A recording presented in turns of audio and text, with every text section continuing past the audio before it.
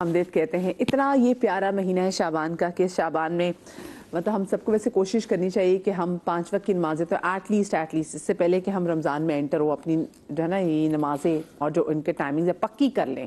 اور ساتھ میں لیکن یہ مہینہ ایسا ہے کہ اس میں واقعی اللہ میں سے دعا بھی مانگے کہ اللہ میں اپنی پیاری کتاب کو اور اپنی پیاری عبادت کو ہمارا بیسٹ فرینڈ بنا دے. مطلب یہ ہے بیسٹ فرینڈ جو آگے ہمارے کام بھی آنے ہیں. تو ذرا اپنی دعائیں میں ہمیں بھی شامل کر لیں تو بڑی آپ کی بھی مہربانی ہوگی اور آپ کی بہت محبت ہوگی.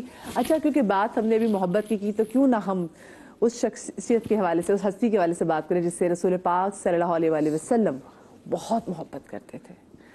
ان کے ہاتھوں کو چومتے تھے, ان کو بوسہ دیتے تھے, ان کو اپنے دوش پہ سوار کرتے تھے اور اتنی محبت کہ اپنے اصحاب کے سامنے بار بار کہتے تھے کہ حسین منی و انا من الحسین, کہ حسین مجھ سے ہے اور میں حسین سے ہوں. اس پیاری شخصیت, اس پیاری ہستی کے حوالے سے بات کریں گے جن کے 3 شعبان جن کا دن ہے, جن کی ولادت کا دن ہے. علامہ صاحب یہ میں کہتی ہوں کہ اگر شعبان ہماری زندگیوں میں ہم دوبارہ دیکھ لیتے ہیں, جیسے ہم رمضان کا اللہ بڑا شکر ادا کرتے ہیں کہ اللہ میں تیرا شکر ہے ہم نے ایک اور رمضان دیکھ لیا, ہم نے اور تیری عبادت کر لی, ہم نے روزے رکھ لیے. تو شعبان کی بھی کچھ ایسی ہی بات ہے کیونکہ نسبت جو ہے رسول پاک صلی اللہ علیہ وسلم سے دی جاتی ہے.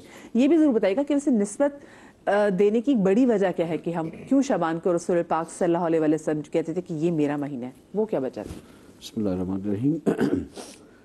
خود ماہ شعبان کو یہ فضیلت حاصل ہے کہ حبیب خدا نے کہا کہ شہر و شہری, یہ مہینہ میرا مہینہ ہے. ٹھیک ہے, اور ماہ رمضان کو کہ شہر رمضان نہیں, وہ خدا کا مہینہ ہے. یعنی یہ گویا شعبان کے جو لغوی معنی ہے وہ یہ ہے کہ جیسے 2 بڑی چٹانوں کے درمیان میں ایک جگہ کا کہ جو, تو یہ ماہ شعبان جو ہے ماہ رجب اور ماہ رمضان کے درمیان میں ایسا درمیان ہے کہ جہاں سے انسان کامیابی کے ساتھ گزار کے خدا سے ملاقات کے لیے لے جاتا ہے. ٹھیک ہے, اور اس یہی وہ ماہ شعبان ہے کہ جس کی یعنی شب اول میں جنگ موتا ہوئی. ٹھیک ہے, جس میں رسول خدا کے حضرت جعفر طیار کی شہادت ہوئی, زین حارث کی شہادت ہوئی.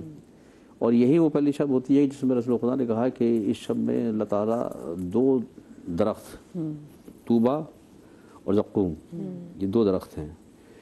یہ 2 درخت پوری دنیا پہ احاطہ کر لیتے ہیں اپنا. ٹھیک ہے نا, اس کی مثال ایسی ہے جیسے کہ آج افریقہ کے جنگلات میں بھی آپ دیکھیں تو وہاں مثالیں ملتی ہیں کہ ایسے درخت موجود ہیں کہ جو بڑے بڑے جانوروں کو سک کر لیتے ہیں. ٹھیک ہے, یہ اگزامپل آج کے زمانے میں موجود ہیں. تو اسی طریقے سے یہ 2 درخت جو ہے یکم ماہ رمضان کی شب اول میں یہ 2 درخت زمین پہ جھکتے ہیں. اور اس میں جب صبح ہوتی ہے, اس کے اول شعبان کی جب پہلی تاریخ ہوتی ہے, صبح ہوتی ہے, تو رسول خدا آسمان کی طرف دیکھ کر دیکھا تو مسکرائے, جب زمین کی طرف دیکھا تو افسردہ ہو گئے. پوچھا گیا کہ حبیب خدا آسمان کی طرف دیکھ کے مسکرائے کیوں اور زمین میں دیکھ کر آپ؟ کہا کہ آسمان کی طرف دیکھا تو میں نے دیکھا کہ جو طوبہ درخت تھا جب وہ اوپر گیا ہے تو اس سے خدا کے نیک بندے چپٹے ہوئے تھے, ان کو جنت میں لے گیا ان کو. افسردہ اس لیے ہو کہ جو زقوم تھا اس نے جو جہنم میں لے جانے والے تھے ان کو لپیٹ دیا تھا, ان کو دیکھ کے میں افسردہ ہو گیا. آج کے دن کے حوالے سے جو بالخصوص اس شب کو اور ماہ شعبان کے بارے میں کہا گیا ہے کہ خدا کی رحمتوں کی بارش ہوتی ہے اس شخص کے اوپر کہ جو اس ماہ میں کوئی ایک نماز بھی قضا نہ کرے. ٹھیک ہے نا, ٹھیک ہے, جس میں اسپیشلی نماز فجر کہ قضا نہ کرے. اور آج کے دن کے تو پہلے دن کا پہلی ماہ رمضان کا جو روزہ ہے, خود اس روزے کے لیے کہا کہ من صام اول ماہ شعبان, کیونکہ جس نے پہلی رمضان کو پہلی شعبان کو یا ماہ شعبان میں روزہ رکھے تو وجبت علیہ الجنہ, پر جنت کو اس پر واجب قرار دیتا ہے. اب دیکھیے جنت کو ایک روزے کے بدلے میں جنت کا حصول زبان رسالت سے, کیا کمال کی بات ہے. اور یہی ماہ شعبان وہ ہے کہ جس میں انسان کو پریکٹس ہوتی ہے ماہ رمضان کی. کہا کہ اس لیے ماہ شعبان کے اندر جتنی دعائیں ہیں, انوار شعبان کہا گیا نا اس کو, کیونکہ ایک نور نہیں ہے. معصوم کی ولادت دیکھیں کتنی ولادتیں ہیں, امام حسین کی ولادت, امام حسین العابدین کی ولادت, امام زمانہ کی ولادت, جناب زینب کی ولادت, جناب عباس کی ولادت, کتنی ولادتیں ہیں. انوار شعبان, پھر انوار شعبان کا دوسری وجہ ایک اور بھی ہے, وہ یہ ہے کہ جتنی عبادات کی ریہرسل اس میں ہوتی ہے. ٹھیک ہے, اس مہینے کی عبادت اپنے مقام پر ہیں, وہ درجہ ہے. در حقیقت یہ خدا عالم ریہرسل کروا رہا ہے ماہ رمضان کے لیے. ٹھیک ہے, شب برات میں رات بھر جاگنا ہے تاکہ شب قدر کے لیے آمادہ ہو جائے انسان. ٹھیک ہے نا, اور اسی طریقے سے کیا کہتے ہیں ماہ رمضان کے میں روزہ پہلی دوسری تیسری پھر 13 14 15 پھر 28 29 30 متصل کر دے انسان، پورے مہینے رکھ رہا تو کیا کہنا اس کی. تو غرض یہ کہ اس میں اس کی شب و روز میں وہی وہ اجر و ثواب ہے. اور سب سے زیادہ جو ذکر کہا گیا کہ صبح اٹھتے بیٹھتے استغفار کرتے رہو. جی رسول سے کسی نے آگے پوچھا کہ حبیب خدا یہ بتائیے کہ کسی کی اولاد نہیں ہے کیا کرے؟ کہا استغفار کرو. کاروبار نہیں ہے استغفار کرو. پریشان ہے استغفار کرو. غربت ہے، مطلب جو سوال کر استغفار استغفار. اس نے کہا استغفار کہا کہ تجھے نہیں معلوم کہ استغفار میں کتنی طاقت ہے. ٹھیک ہے نا. ماہ شعبان کہا گیا کہ جو شخص کم از کم ایک تسبیح روزانہ اگر ایک ساتھ پڑھے تو کیا ہی کہنا ہے استغفار کی. لیکن ماہ شعبان میں جو استغفار ہے استغفر اللہ و اسألہ توبہ. ٹھیک ہے نا. یہ جملے کا اضافہ ہوتا ہے. دوبارہ سے بولیے گا ذرا. استغفر اللہ و اسألہ توبہ. ٹھیک ہے نا. تو استغفار سے بڑی عبادت تو کچھ ہے ہی نہیں. اور جتنا استغفار کی ماہ رجب میں بھی حکم تھا تسبیح استغفار کے پڑھنے کی، لیکن ماہ شعبان میں کثرت کے ساتھ کہا گیا ہے کو پڑھو تاکہ انسان آمادہ ہو ماہ رمضان میں داخل ہونے کے لیے. ٹھیک ہے. یہ رسول کا مہینہ ہے ماہ رمضان کے، ماہ شعبان کے. ٹھیک ہے. پھر اسی ماہ شعبان کے اندر اللہ نے جہاں اپنے حبیب خدا کو کے ذریعے سے پیغام دین بھیجا تھا تو اسی مہینے میں اس دین کا محافظ بھی بھیجا. ٹھیک ہے. وہ کون؟ نماز کی صورت میں 3 شعبان 4 ہجری کو اللہ تعالیٰ نے اس یعنی میں کہوں گا کہ خانہ وحی اور ولایت کے اندر اپنے نمائندوں کو بھیجا. نماز رسول کی آمد ہوئی، اپنی آغوش میں لیا. جناب جبریل نازل ہوئے اور کہا کہ خدا یہ چاہتا ہے کہ تمہیں، کیونکہ نسبت وہی ہے جیسے کہ موسیٰ اور ہارون کی نسبت تھی، جیسے کہ ان کے بچوں کے نام تھے، کہا کہ اسی نسبت سے خدا یہ چاہتا ہے کہ اس کا نام تم شبیر رکھو. ٹھیک ہے. جس کے معنی حسین ہی ہوتے ہیں. ٹھیک ہے. نام حسین رکھا گیا. ٹھیک ہے. بڑے کا نام حسن، دوسرے چھوٹے کا نام حسین. ٹھیک ہے. اپنی آغوش میں لیا، سفید کپڑا منگوایا، لپیٹا. ٹھیک ہے. حسرت کے ساتھ دیکھتے رہے اور دیکھنے کے بعد پھر گریہ کرنے لگے. جناب فاطمہ نے پوچھا کہ بابا گریہ کرنے کی وجہ کیا ہے؟ کہا کہ میری بیٹی اللہ نے جہاں مجھے یہ نواسا اتنا عطا کیا ہے مگر جو نگاہیں میری دیکھ رہی. پھر پورے واقعات کربلا کو بتایا. ہم جو 12 مرتبہ، اور پھر دیکھیے کہ کیسے کیسے انداز میں فطرس جیسا فرشتہ ٹھیک ہے جو جناب عیسیٰ سے بھی پہلے جناب عیسیٰ سے بھی پہلے معطوف ہوا تھا پر جلا دیے گئے تھے. اس کو وقت کی سزا کیا تھی کہ خدا کے ایک حکم میں انکار نہیں کیا تھا، تردد کیا تھا کچھ دیر کے لیے. عمل تو کیا اس نے، لیکن جو فرشتوں کو یہ اختیار نہیں کہ تردد کریں خدا کے کسی حکم کے اندر، اس تردد کی بنیاد پر جلا دیے گئے، جزیرے میں پھینک دیا گیا. اور جناب عیسیٰ کی ولادت سے پہلے کا واقعہ ہے یہ. اب اس واقعے کے بعد فطرس کے پر جلنے کے بعد جب جناب عیسیٰ کی ولادت ہوئی تو کیا فرشتے مبارکباد نہیں گئے ہوں گے؟ اسی باتیں سے گزرے ہوں گے. کیا رسول خدا کی ولادت نہیں ہوئی؟ اسی باتیں سے گزرے ہوں گے. مولا کائنات کی ولادت نہیں ہوئی؟ اسی باتیں سے گزرے ہوں گے. ٹھیک ہے. جناب فاطمہ ولادت ہوئی اسی. کسی کی ولادت کے موقع پر فطرس کو یہ خواہش کا اظہار نہیں کیا اس نے، مگر جب ایک جمعیت کو دیکھا جاتے ہوئے پوچھا جبریل سے کہاں کا ارادہ ہے؟ آواز جبریل نے کہ رسول کے گھر نواسا حسین پیدا ہوا ہے. جیسے نام حسین کا سنا فطرس نے کہا کہ کیا مجھے اپنے ساتھ لے چلو گے؟ ٹھیک ہے. جبکہ خدا کا معطوف کیا ہوا تھا پر جلائے ہوئے تھے. جناب ابراہیم نے اجازت نہیں لی کہ میں خدا سے اجازت لے لوں کہ تمہیں لے جاؤں یا نہیں لے جاؤں. مشت الہ کو جناب ابراہیم جانتے تھے. ٹھیک ہے. فطرس کو اپنے امرا لیا، خائنہ رسول پہنچے. فطرس نے سلام کیا، میرے پر جل چکے ہیں، حبیب خدا دعا کے لیے آیا ہوں. کہا کہ جس کی نسبت سے آیا ہے مانگنا تو اس سے مانگ لے جا کے. اور یہ کہا کہ حسین کے جسم سے نہیں، کیا گہورہ حسین سے مس کر لے اپنا آپ کو. تو جناب امام حسین کے جسم سے مس نہیں کیا تو نے اپنا، اس گہوارے سے مس کیا تھا جو لکڑی کا بنا ہوا تھا. گہوارے سے مس کرنا تھا کہ بالوں پر آ گئے. اور جب گیا ہے تو ناز کرتے ہوئے جا رہا تھا کہ میں وہ ہوں جو حسین کا آزاد کرتا ہوں. ٹھیک ہے.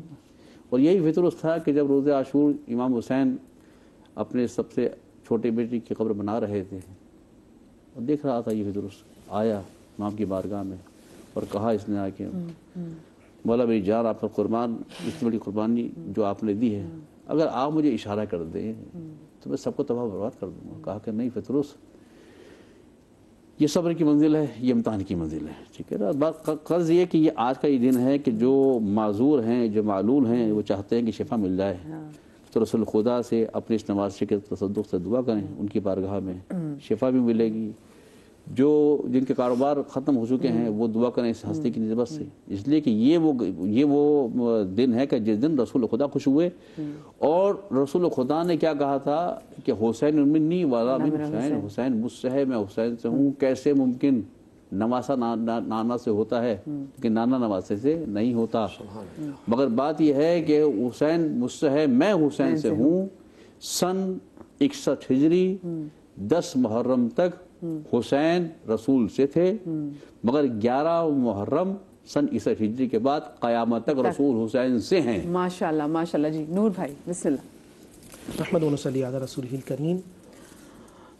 دیکھیں ہمیں عزت دینے والا کون ہے؟ بے شک اللہ کی ذات. بے شک. کھلانے والا کون ہے؟ بے شک اللہ کی. کھلانے والا کون ہے؟ اللہ. گرجائیں سنبھالنے والا کون ہے؟ بے شک خدا کی ذات. دل کو سکون دینے والا کون ہے؟ خدا بزرگ. راحت دینے والا کون ہے؟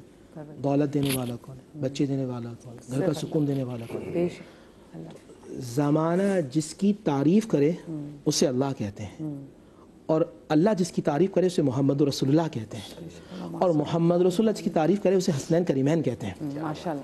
اچھا زمانہ اللہ کی چاہت چاہتا ہے. میں قرآن سے پوچھتا ہوں اللہ تیری چاہت کیا ہے؟ قل ان کنتم تحبون اللہ فاتبعونی یحببکم اللہ ویغفر لکم ذنوبکم. اے حبیب صلی اللہ علیہ وسلم ان سب سے کہہ دیجئے اگر مجھے اللہ سے محبت ہے، میری چاہت کرنا چاہتے ہیں تو آپ کے ہو جائیں، آپ کی اتباع کریں، آپ کے طریقے پہ چلیں.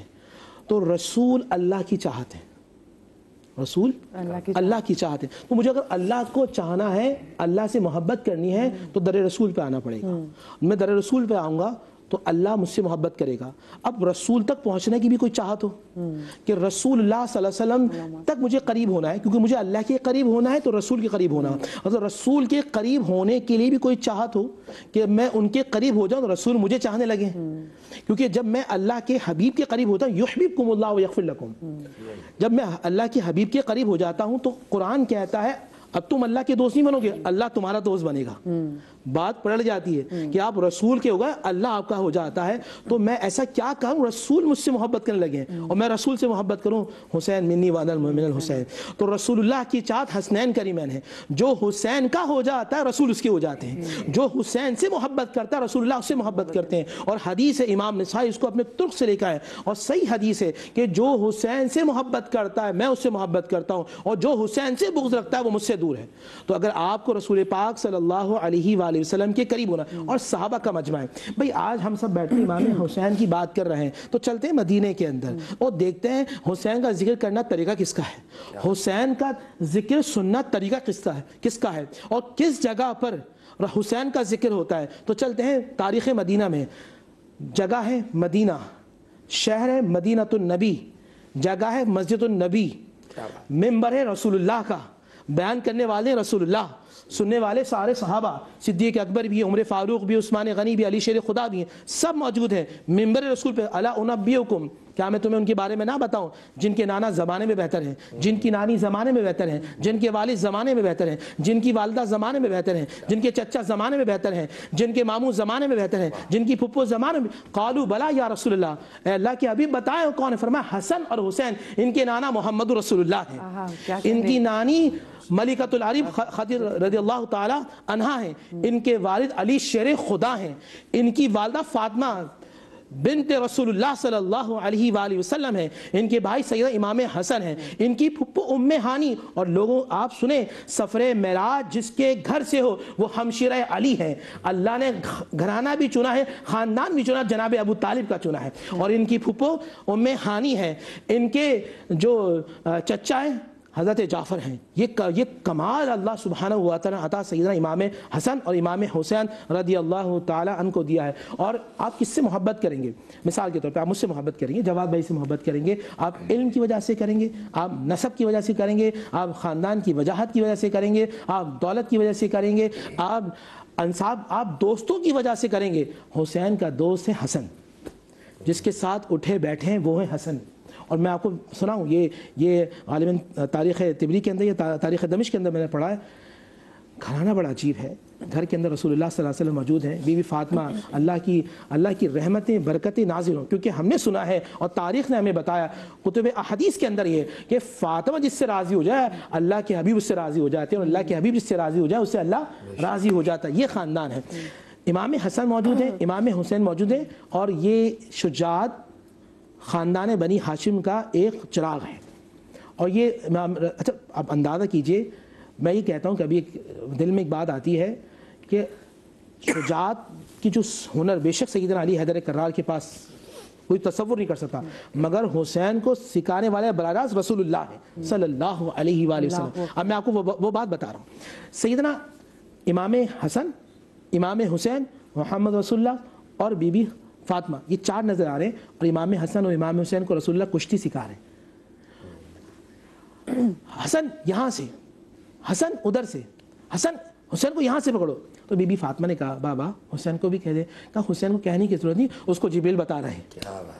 تو اس کو ان خاندان کو کھلانے کے لیے فرشتوں کا نزول ہوتا ہے. یہ وہ گھر ہے جہاں فرشتے ادب کے ساتھ آتے ہیں, اور ادب کے ساتھ اس گھرانے میں, اس خاندان میں اللہ کے حبیب صلی اللہ علیہ وسلم کی محبت میں ان کو تعلیم دیتے ہیں. تو حسن حسین کھیلتے ہیں, تو ادھر رسولوں کے سب سے اعلیٰ نبی محمد رسول اللہ صلی اللہ علیہ وسلم تشریف لاتے ہیں, یعنی امام الانبیاء تشریف لاتے ہیں, اور یہاں حسین کو سکھانے کے لیے فرشتوں کے امام جبرائیل آتے ہیں. اب اندازہ کیجئے کہ اس سے بڑا محدث کون ہے. میں یقین سے کہتا ہوں, میرا اس پر ایمان ہے کہ سن 60 ہجری میں اس پوری روئے زمین پر حسین سے بڑا مفسر کوئی نہیں, حسین سے بڑا محدث کوئی نہیں, حسین سے بڑا فقی کوئی نہیں, حسین سے بڑا عالم کوئی نہیں, حسین سے بڑا عابد کوئی نہیں, حسین سے بڑا سجاد کوئی نہیں, حسین سے بڑا ریاضت کرنے والا کوئی نہیں, حسین سے بڑا رحم کرنے والا کوئی نہیں, حسین سے بڑا عطا کرنے والا کوئی نہیں, حسین سے زیادہ اللہ کو محبوب کوئی نہیں, اللہ کو پیارا کوئی نہیں, اللہ سبحانہ و تعالیٰ کے قریب کوئی نہیں. اس پوری کائنات میں سن 60 ہجری میں اللہ کو سب سے زیادہ قریب ہے تو وہ سیدنا علی حیدر کرار کے لخت جگر ہیں, اور بی بی فاطمہ کے نور نظر ہیں, اور حسن مجتبیٰ, حسن مرتضیٰ کے پیارے بھائی سیدنا امام حسین رضی اللہ تعالی عنہ. تو مجھے آج کرنا کیا ہے, مجھے ان کی سیرت کا ایک گوشہ اٹھانا ہے. اور میں نے وہ عجیب واقعہ پڑھا. مجھے بتائیے کوئی جو ایک بہت بڑے آدمی کا بیٹا ہو, اس کا رکھ رکھاؤ کیسا ہوتا ہے؟ ایک بہت بڑے نوبل فیملی سے ہو, شاید وہ غریبوں کو خاطر میں نہ لائے, مگر جس کی تربیت فاطمہ نے کی ہو, جس کی تربیت علی حیدر کرار نے کی ہو.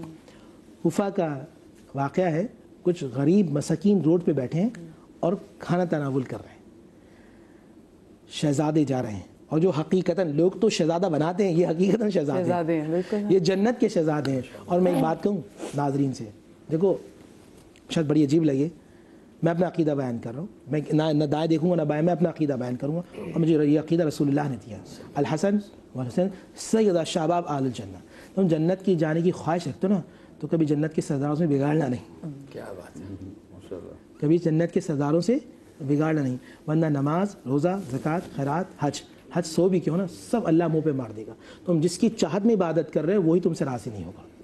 تو اللہ تعالیٰ مجھے, اور پھر وہ تو واقعہ تھوڑا سا ایک منٹ میں لوں گا. وہ مساکین غریب بیٹھے ہیں. اچھا اگر میں اپنی بات کروں, میں اپنی گاڑی میں جا رہا ہوں, شاہانہ انداز سے جا رہا ہوں, پروٹوکول لگا ہوا ہے, گارڈ آگے پیچھے چل رہے ہیں, تو مجھے کوئی غریب بلائے اور روڈ پہ بیٹھ کے وہ فقیر بلائے نا, روٹی توڑے, تو مجھے ہاتھ میں ایسے لگے گا یار یہ غریب آدمی, اس کے ہاتھ بھی گندے ہیں, میں اس سے کیا روٹی لوں. میں قربان جاؤں بی بی فاطمہ کی تربیت پر. امام حسین اپنے گھوڑے سے اترتے ہیں, ان غریبوں کے درمیان جا کے بیٹھتے ہیں, اور سب سے گلے ملتے ہیں, اور وہ جو غریب روٹی توڑ لیتے اپنے ہاتھ سے روٹی توڑ کے کھلاتے ہیں. فرماتے ہیں حسین نے تمہاری دعوت قبول کر لی, اب تم حسین کے اب مہمان بن جاؤ. ان سب کو اٹھا کر سیدنا امام حسین اپنے گھر میں لے کے جاتے ہیں, اور پھر تربیت فاطمہ نظر آتی ہے. امام حسین جتنا ان کے پاس ساز و سامان ہوتا اتنا ان کو عطا کر کر بھیج دیتے ہیں.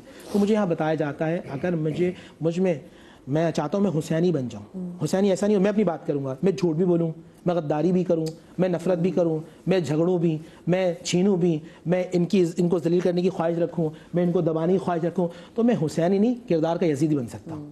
تو آج مجھے اگر حسینی بننا ہے تو بھی وعدہ کیجیے عطا کرنے والے، معاف کرنے والے، رحم کرنے والے، محبتی بانٹنے والے، تلاوت کرنے والے، دن میں اللہ کی خاطر لڑنے والے. قل انا صلاتی و نسکی و محیا و مماتی للہ رب العالمین. ان کی زندگی بھی اللہ کے لیے، موت بھی اللہ کے لیے. ہر بندہ سجدہ کرتا ہے، مگر حسین نے سجدہ ایسا کر دیا کہ آج سجدوں کو بھی سجدہ حسین پہ ناز ہے.